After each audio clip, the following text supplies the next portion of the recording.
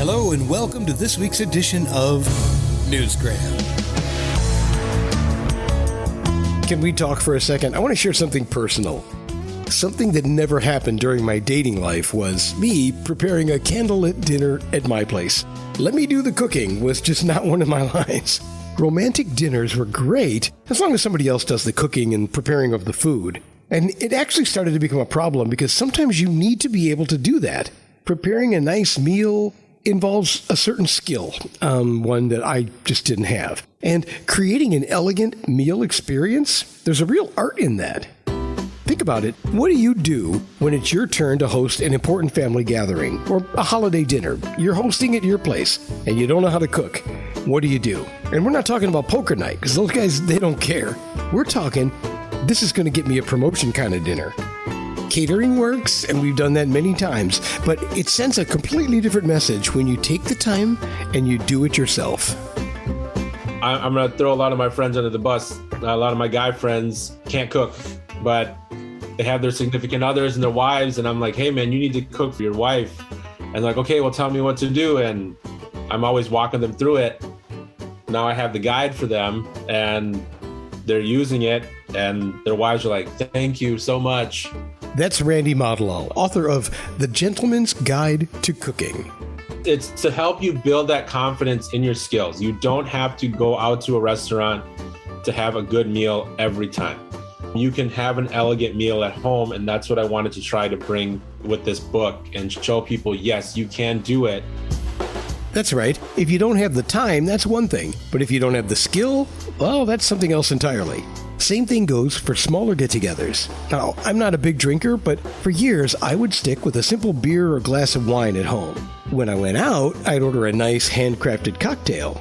So why not make them at home? Well, I just wasn't very good at it. The same thing with the appetizers and the fancy desserts. They're just too hard for me to figure out, as crazy as that sounds. I just didn't have the skill for it. And with most dishes, I just had no idea what ingredients to use to get the flavor I liked. And when I'd find a recipe that seemed to hit the mark, the list of ingredients was so long or so unfamiliar to me that I just gave up. I mean, I hadn't even heard of some of the things on the list, so of course none of them were in my pantry. In this book, Randy says something interesting that really hit home for me. He says, surrounding yourself with the right ingredients is like surrounding yourself with the right people. A gentleman always makes the right choice. I think it also, by having that confidence in the guide to work with, it helps you with your shopping as well. Like, you know what all to pick up, or when you're going to find certain ingredients, you may stop and look at something else as well that you may not have looked at before. And you're going to be willing to try that as well because it's in the same flavor profile. And you're like, okay, well, maybe I can substitute this for this instead. And it will most likely work. Did you catch that? He mentioned the word flavor profile, and we're going to circle back on that in a second. But first, here's a pop quiz. Do you know the difference between a red wine glass, a white wine glass, and a water glass? Not everybody does. A properly laid out table is the first thing your guests are going to notice when they come into your house. It's a basic skill that we should all know. Yes, there are a lot of different variables, and they can seem overwhelming, which is why he put a numbered diagram in his book. A nice set table, or a nice table setting, you're going to see that and you're like, oh my gosh, I'm in for a great meal. Because you're already expecting something great that has no food on it already. You add the food to it, it's going to enhance your experience. The book has a little bit of everything in it. For appetizers, he's got recipes for beef and lamb kebabs, bacon-wrapped shrimp, bruschetta and mushroom encrostini, chicken taco wonton cups, and my favorite, sesame ginger tuna tartare. He's also got cocktails in there, breads, and recipes from around the world. And then every recipe has a picture. You see the recipe and you're thinking what it should look like, but you have no idea. That's one thing that used to frustrate me with cookbooks. And then with mine, I said, okay, I don't care what it is. I'm going to do a picture for everything. So you know what your end result should look like. So let's get you into the kitchen. While we're on the way in there, you should be thinking about your flavor profile. Remember, we talked about this. We're circling back now. What kinds of things appeal to you? I'm a spicy guy, and the hotter the better, and that doesn't really work for most people. But what about you? What do you like? And the reason I ask is because that is the foundation for building your meal. A flavor profile is how you choose the elements that'll go into the particular dish that you want to make. For flavor profile, it's basically the spices and blends that you're putting together.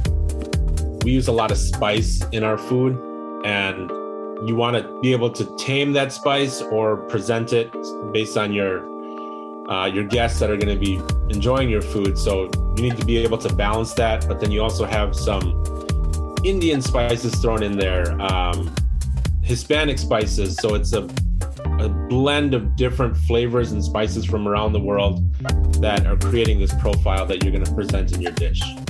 Do we have your mouth watering yet? Well, here's an example that might do that. One of my favorite dishes to make is miso glazed sea bass. I'll make the wonton soup as the appetizer soup course to pair with the miso glazed sea bass. So those flavor profiles tie into each other, and you're getting a nice consistent meal. And then for dessert, when that comes into play, I usually go with like the glazed donut bread pudding with that caramel sauce. So you have the cocktails in there, appetizers, soups and salads, breads, entrees, desserts, and then I threw in at the very end a section for breakfast called the next morning in case your evening went well and you want to continue on for the next morning. So let's get started. The faster you begin, the faster you'll get that satisfied feeling of accomplishment. You can do this. When I was writing this book, I was thinking back about the movie Ratatouille with the little mouse, the Disney movie. The main chef his slogan was anybody can cook. And I've always believed that. So anybody can do this. And I have to find a way to show them that they can do this. Exactly. Now, sadly, his book can't do the cooking for you. But if you have the willingness to learn, and you follow the guide, and you trust in the recipes, and most importantly, you're willing to improvise a little bit on your own, then you can definitely do this. Oh, and I should also let you know that you don't have to be a gentleman. The word gentleman is used as a mindset. You can put on a tux and dine if you like, but it's really all about how it makes you feel inside. So go online, Google The Gentleman's Guide to Cooking, and you'll see what I mean. It's available on Amazon, Barnes & Noble, and all the usual places. And that will do it for this elegant dining edition of Newsgram from webtalkradio.com.